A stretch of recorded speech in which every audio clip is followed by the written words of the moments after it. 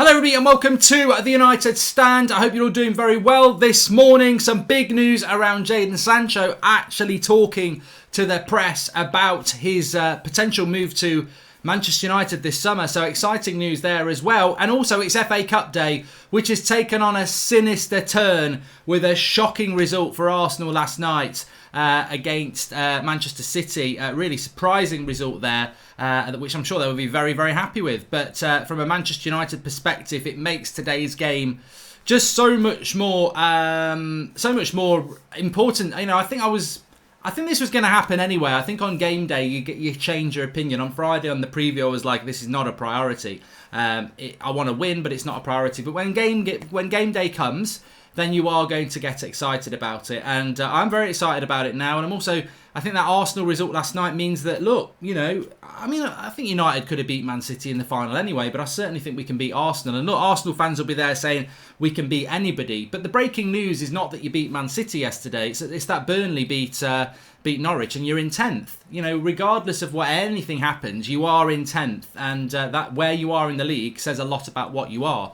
You're a mid-table club, and I would fancy Manchester United's chances in the final. So look, I don't know how we're going to do it today. I wouldn't go totally full strength, but look, Leicester are playing Spurs at 4 o'clock. I'm doing a live watch along on Mark Goldbridge, That's Football, for that, and then we're straight on to the FA Cup semi-final for that. So big day for Manchester United, and I want to win. I want to win today, but more of that in a bit. Let's talk about Jaden Sancho. He's been talking to a magazine, I think it's Soccer World magazine, and he was asked quite a few questions that are very interesting. But he was asked about transfers, and he said, "I don't know what to say to that. That's the future. You never know what could happen. Let's wait and see." And I think that could be a totally bland comment that people could say, well, he ain't really saying anything there. But he's not saying, I'm really happy at Dortmund and I'm happy to be here next season. That is not in the statement at all. And I think this is very important with regards to the Sancho transfer. To be honest with you, I think that, you know,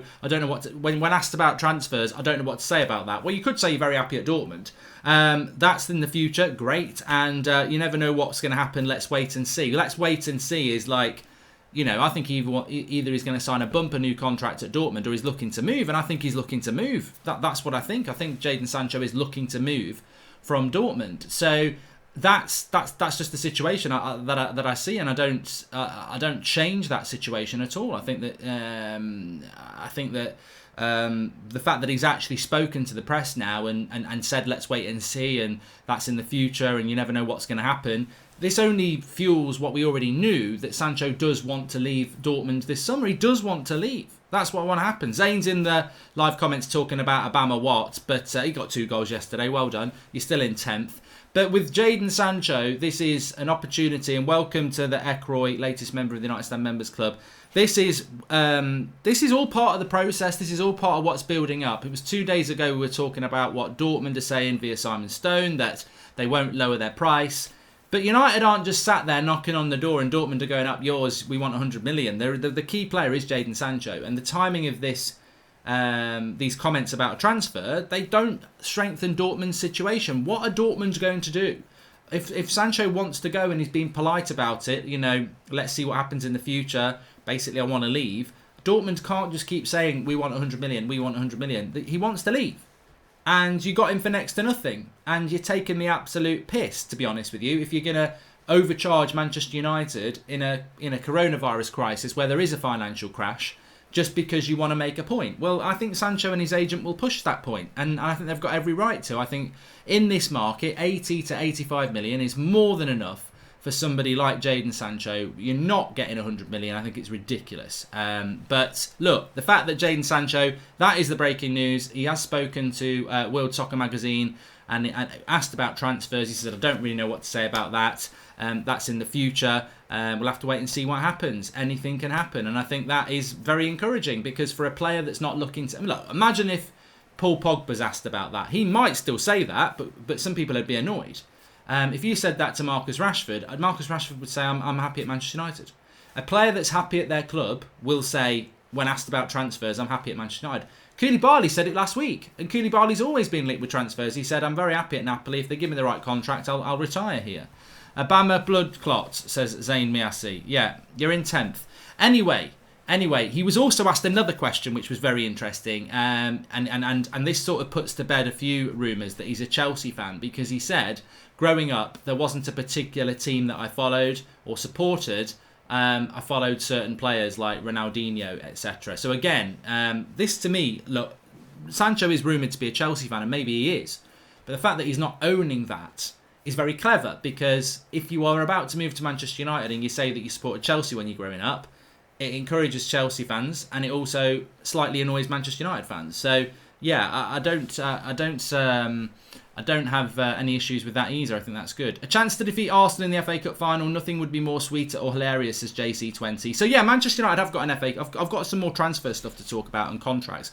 Manchester United do have an FA Cup semi-final today against Chelsea, which is really important now because of what happened last night. I mean, look, the prospect of playing Arsenal in an FA Cup final would just be a nice thing, in all honesty, in what's been a very difficult year. And football can't solve what's happened. Football can't bring those people we've lost back. Football can't bring back the 3-6 months people have lost, kids have lost at school, development, jobs. It can't change any of that.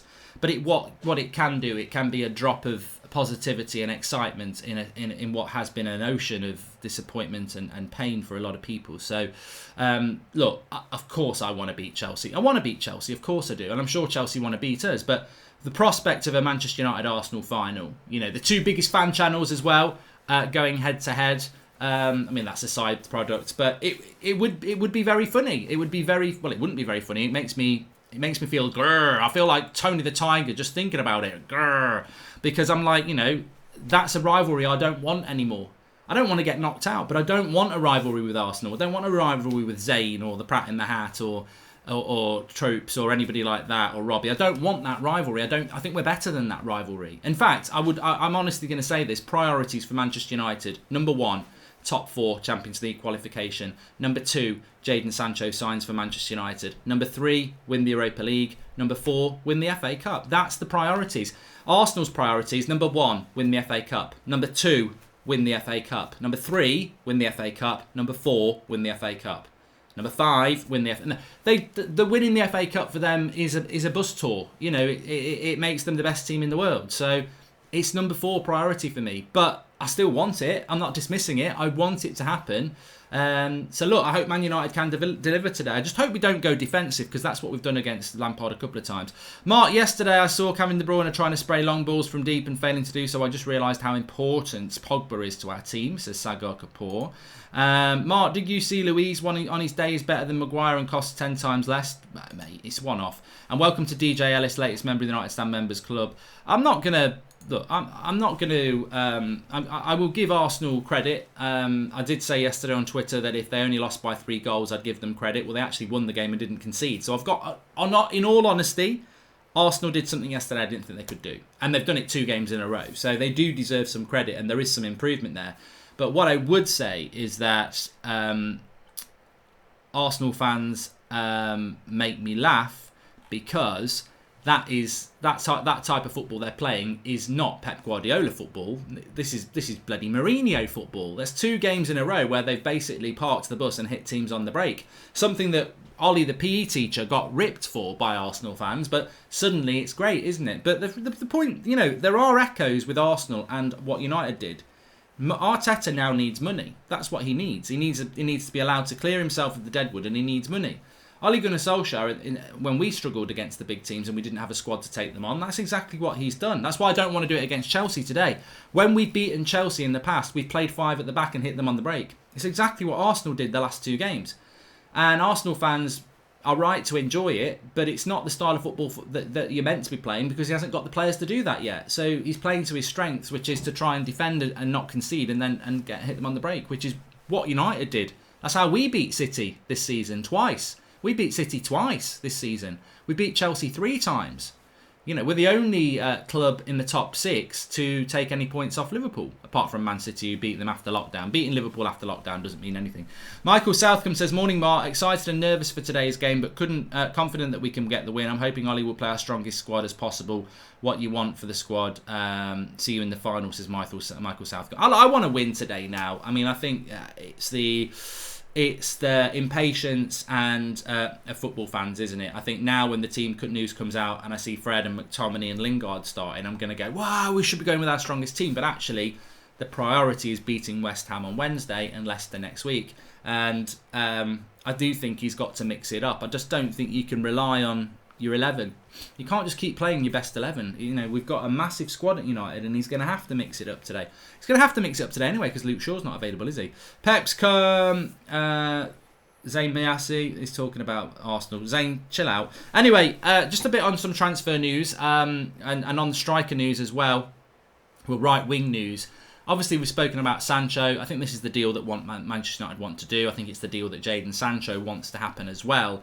But Gary Neville has been talking about on his podcast about Ismail Sarr at Watford and how he would be a good player for Manchester United. Contextually, I agree. I like Sarr from Watford, but he's only just gone to Watford, and look, I've mentioned Sarr. I really do like him. But the drop-off from, I don't understand. I don't know what the context of that question was. Was it alternatives to Sancho or was it let's go and get Sarr over Sancho? Because if it's alternatives to Sancho, fine. If it's let's get Sarr over Sancho, that's a bit like saying, let's get Declan Rice over Ndidi. If that was a possibility. In fact, Declan Rice and Ndidi, talent-wise, are probably closer than Sarr and Sancho.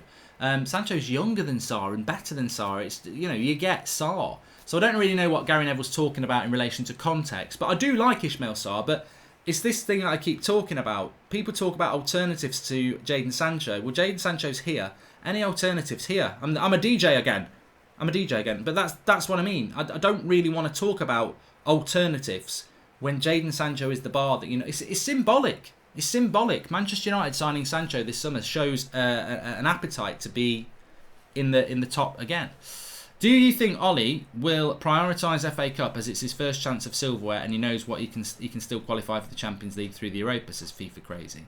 Well, I mean, that's a bit contradictory. I know what you're coming at, but why would you prioritise the FA Cup for silverware knowing that you can win the Europa League to get in the Champions League? Well, that's silverware as well. The priority should be Champions League qualification ASAP, because if we've got a week today, we could be in the Champions League. On July the 26th, we could be in the Champions League. If we prioritise the FA Cup and try to get Champions League through Europa League, we won't be in Europe. We won't be in the Champions League if we win the Europa League for another month.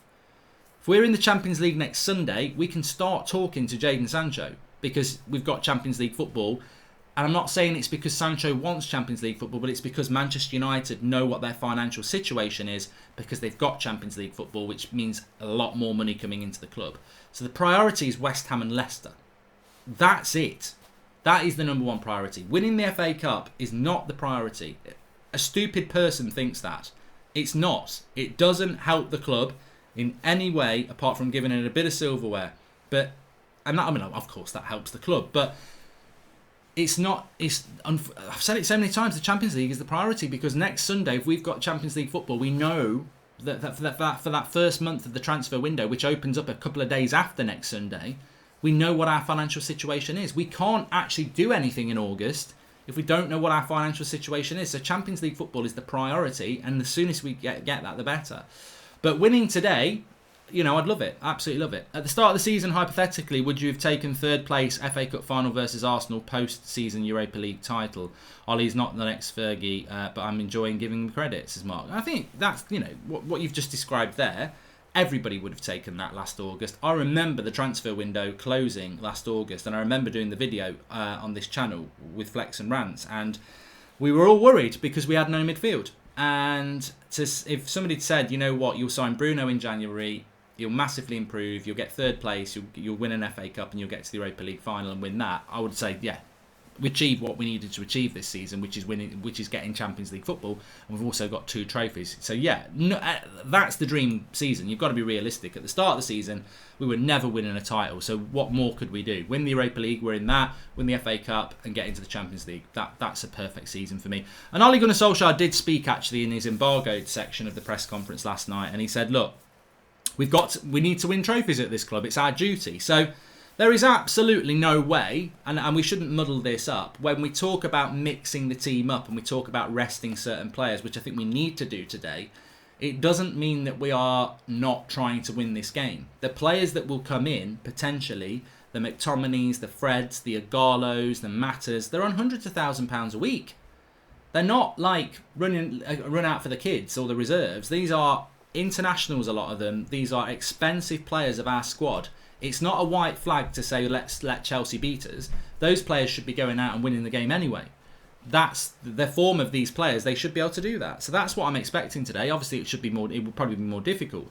If we get to the final, it would be great content if you did some build-up with Arsenal. Like, nothing I love more than seeing you wind them up. Well, if they want it, they'll get it, says Joshua Bowater. They will get it. But I'm not. I would never do a watch-along with them Prats, though. God, I'd need a headache. I'd need some headache tablets after 5 minutes. The crap they talk. And Ollie's like a snowball coming down a mountain. Every week he gathers momentum and grows. Obstacles wisen him and spread his threat. Ollie the Avalanche, says Ash G. I like that. Is it a metaphor or an analogy? I don't know, but I do like it. I like it a lot. Smash a like on the video if you're watching, everybody. Also, just Rennie Mullenstein, who's an ex-assistant coach of Manchester United. He's had his say that Manchester United need a more experienced player in the front three. That were quite young in the front three, and he mentions Robert Lewandowski. I mean, I don't agree with this at all. I don't agree with this. I think age is just but a number. Marcus Rashford and Anthony Martial may be in their early 20s still, but they've grown up at this club and they've been through so much. I think we're already seeing their experience. You know, they showed that against Crystal Palace, and they've shown it a lot this season. So I don't want Lewandowski, because Lewandowski would want to start where Martial starts, and I must keep banging this drum. People who say, let's get Harry Kane, let's get Lewandowski, let's get Raul Jimenez, let's get a proper number 9. Anthony Martial is one of the best number 9s in the Premier League, and it's proven. Why would you go anywhere else? We don't need anybody else. What we need is a Jaden Sancho to give us options. What's the most money United has spent in any transfer window? It's a myth we have the ability to spend 100 million, says Mark Pareles. Well, the summer that we bought Pogba, I would imagine that our net spend was over 100 million that year. I can't remember what we sold that summer. I can't remember because Di Maria went under Van Gaal, didn't he? So Mourinho, who did we sell the summer that we bought Pogba, Mkhitaryan, Bailly? I mean, Zlatan cost nothing. So I think our net spend was probably around the sort of 150 mark. And I doubt we sold 50 million of talent, so that's probably our biggest one. What's the most? So that's that. And as much as I want to prioritise the league, I want us to keep our unbeaten record today, says Mason Webb. But yeah, that is important as well. Sashan Sunder says, sorry for going off topic, but how do I sync the watch along to my live TV? Prefer your stuff over the commentators, but YouTube is ahead of my live TV. We just pause it, mate. Just pause the YouTube. Yeah. I think that's what you do. You can just pause, you can just stop a YouTube video, like you could pause this now, and then that's how it'll work. Pause it until it syncs in with your TV, and then press play. Only get a 9. Sorry, Mark, you should sign Aubameyang if you want the best striker in Europe, says Zayn Miasi. But then, what would you be?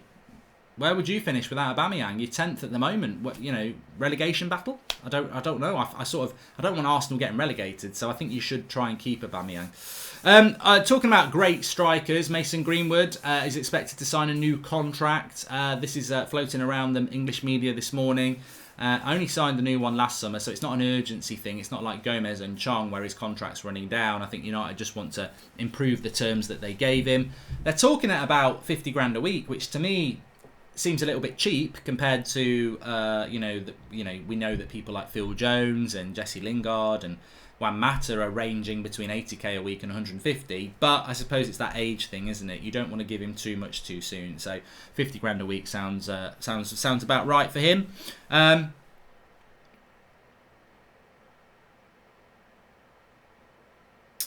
Nathan Ake says Andreas. I don't know. I think a lot of people are talking about these relegation players, aren't they? And saying, you know, United should be looking at Godfrey at Norwich and Cantwell at Norwich, and Grealish is a good player, obviously, at Villa, but Tyrone Mings, Nathan Ake, Brooks, Fraser. And I just think, ultimately, they play for those clubs because that's their level. And some of them have the potential to go up, and I certainly think Nathan Ake does. But does he have the potential to be a Manchester United starting centre-back or a Chelsea starting centre-back? And I just don't know.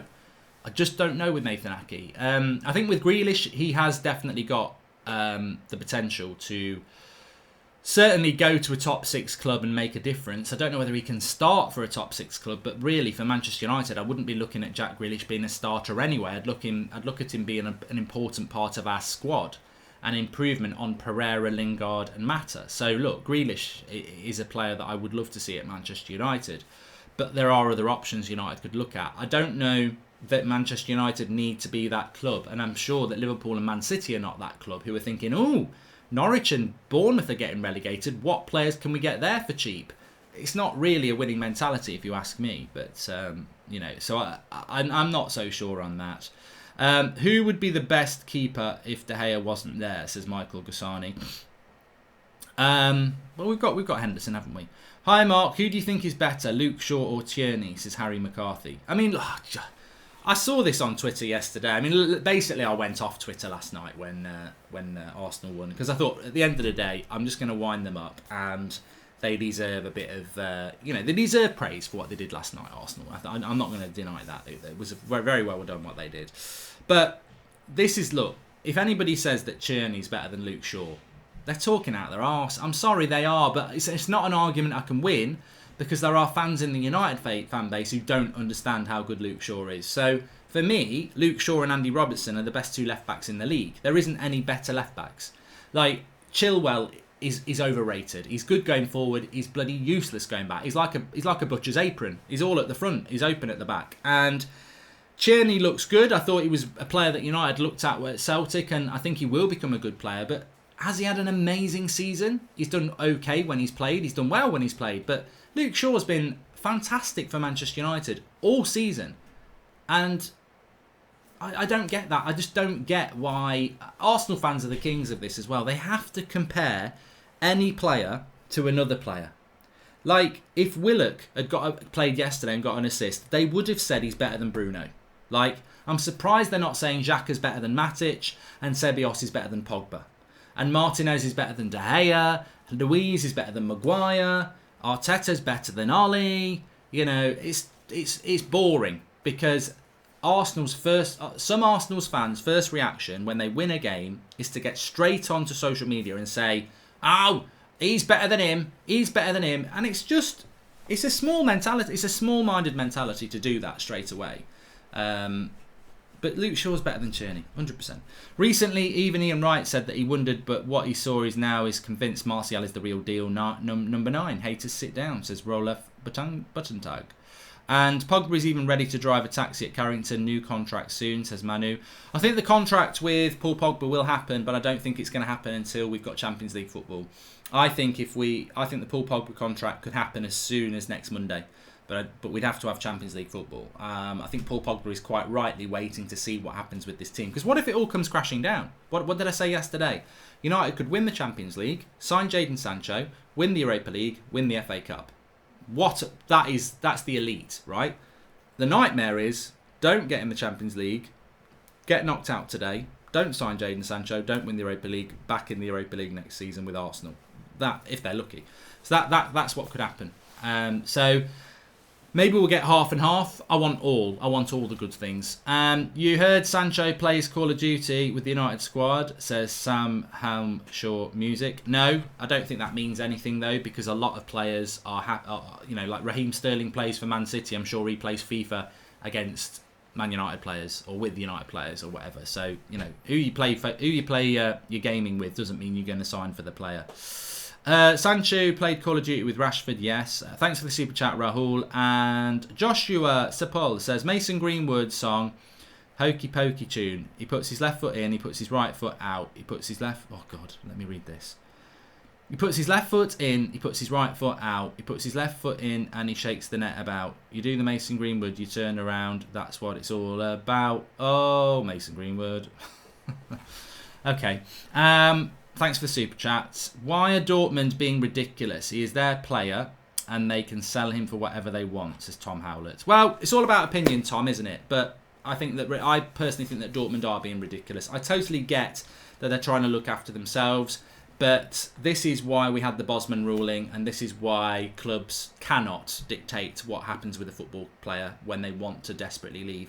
I suppose to a certain extent United have done it with Pogba, but depends how much the player wants to push it. Pogba didn't want to push it that much. I think Jaden Sancho should push it. If Dortmund say we want 100 million for him, then I think Sancho should push it, because I don't think 100 million in this market is fair. And I think what they're trying to do is bully United out of a deal and bully Sancho into staying by saying, we're not selling you unless it's for this ridiculous fee. Jaden Sancho before lockdown was worth £100 million. I totally agree with that. But if you're saying that lockdown hasn't changed anything on player values, you're a fool. You're a goddamn fool. Because it has. Because the inflation markets show it. The financial crash shows it. There has been a drop in everything in football.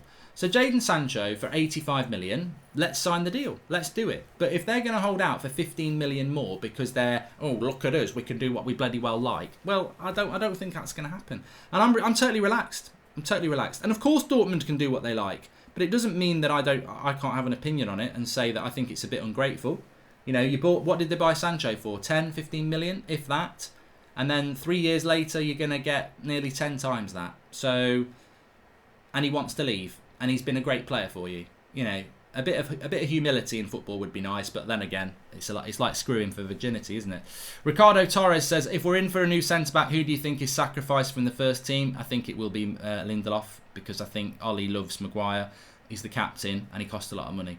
Not getting Pochettino was the best thing we ever did, says Zarvullen. Yeah, but you know, on that, you know what? Anybody who wanted Pochettino, you can't criticise them, because the reality is the only way that Pochettino was going to come to this club was if Ollie had failed this summer. And he never failed this summer, so we never got Pochettino. We never have had an opportunity to offer the job to Pochettino. Like, we may have spoke to him in January, in fact, I think we did, but we were never going to offer him the job until the summer. And to be offered the job in the summer, Ollie would have had to fail. Well, he didn't. He picked it up from February to now. So not getting Pochettino, well, it was never an option to get Pochettino, was it? We've never actually offered the job to Pochettino. So I don't think it's like a big win to say, oh, the best thing we ever did was not get Pochettino. We've never got to the situation where we were going to get him.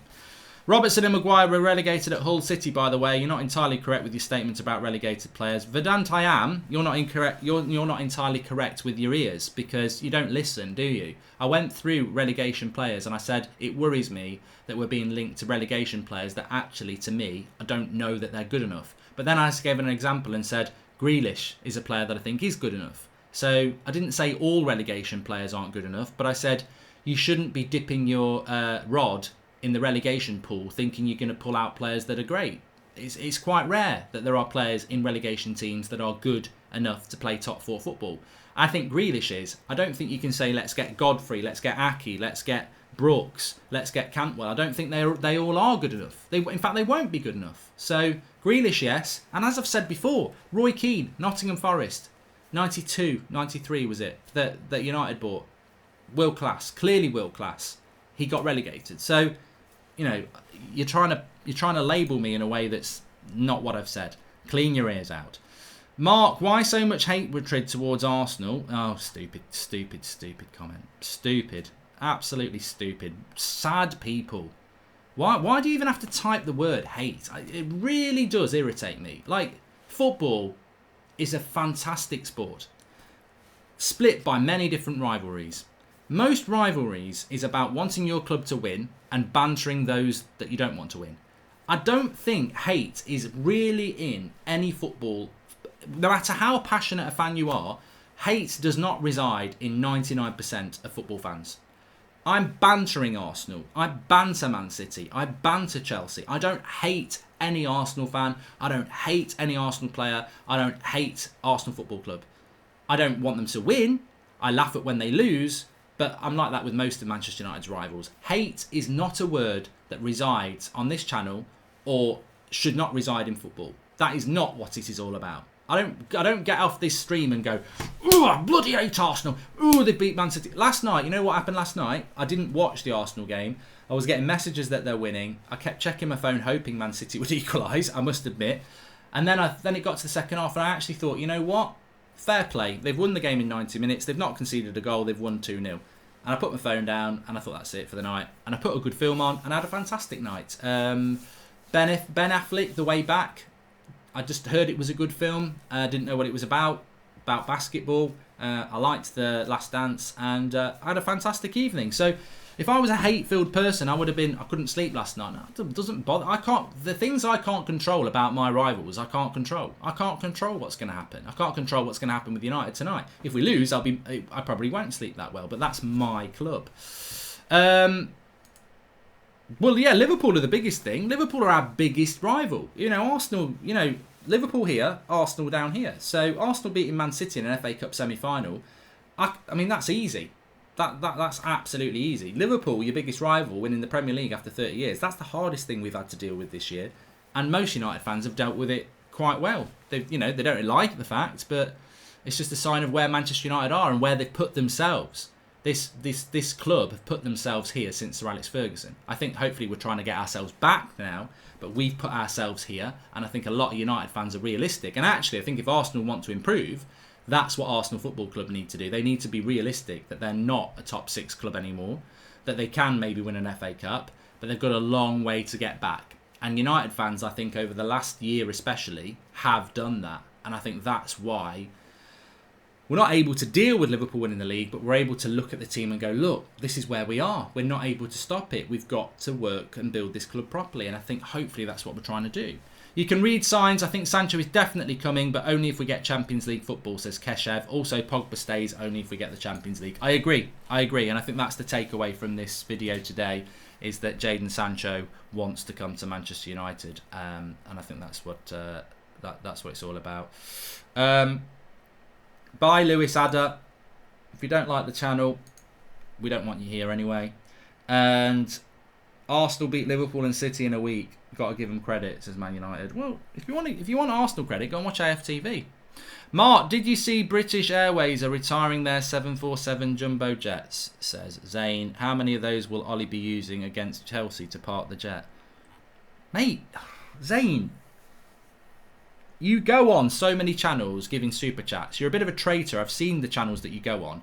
Why don't you just go to those channels and never come back? Because you talk shit. Like, you really do. Sometimes you talk sense, but you do talk total shit. Like, you've just beaten Liverpool and City by parking buses, and you've got the audacity to say that United parked the bus when we haven't parked the bus since Bruno came into the team. So if you're going to try and banter us, at least get some good banter. Instead of giving me a fiver on Super Chats, go on Amazon and search, how do I tell good jokes? Because yours are dead jokes. We don't park the bus. You do. So I don't know what you're on about. Andrew Ryder, you may not hate Arsenal, but I definitely hate AFTV. Flip-flops, to say the least. Last week crying over Spurs and now celebrating as if they won the World Cup. Well, that's not, to be fair, that's not Arsenal fans, is it? Robbie's fantastic. The rest of them, it's just about who can shout the loudest and spout the loudest crap so they can get the little clip, isn't it? They're a pantomime. They may as well. In fact, if we get the pantomime season back in December, I really think watch-alongs from the AFTV has shown us that they can really do a good act on stage. And I think there should be the AFTV pantomime in the West End in London at Christmas, because they are just pantomime actors. Like you say, they lose to Spurs, get rid of him, get rid of him, get rid of him, get rid of him, beat Liverpool and Arsenal literally 4 and 6 days later, and like, we're the best team in the world. They are ridiculous, absolutely ridiculous. And I'm very, very happy to say that Manchester United fans are not like that, because when we drew with Southampton, people were disappointed. When we played against Palace, we didn't play well, people were disappointed, but we were like, we're unbeaten. There's still a lot going on. We're still a long way away, but we're gradually building. And that's what I love about the Manchester United fan base at the moment, is the vast majority of you are actually patient to the fact that they see the improvement, they see what we're doing, and they don't see enough of a drop-off yet to say, it isn't working, these players aren't good enough. There is that patience, and there's less flip-flopping. Hopefully, there isn't any tonight. Anyway, look, I could talk all night. I could talk all day as well. Jaden Sancho, big comments. That's the positivity about today. And today, we played Chelsea. I want to win that as well.